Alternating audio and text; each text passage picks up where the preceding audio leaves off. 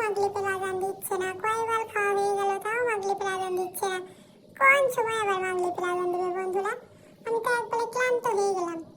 ইফতার কখন করবো বন্ধুরা? ইফতারিটা আমার জন্য নানুকে বলেছি আমার জন্য ইলিশ মাছ ফ্রাই করবা, আর একটা চিকেন ফ্রাই করবা, আর একটু গরুর মাংস দিবা। এই সব সামান্য দিলেই হবে, বেশি কিছু আমি খেতে পারি না ইফতারিতে বন্ধুরা। ওই অল্প অল্প করে খাই, বেশি খেলে আমার পেট ব্যথা করে। আমি অল্প খাই, বেশি কিছু খাই না। প্রত্যেকদিন অল্প অল্প খেয়ে এরকম করে কাছে পড়ে থাকি, সারাদিন কাছে পড়ে থাকি রোজার মাসে। একটা কাজ আমি করতে পারি না, কারণ এত খেয়ে দিয়ে আমি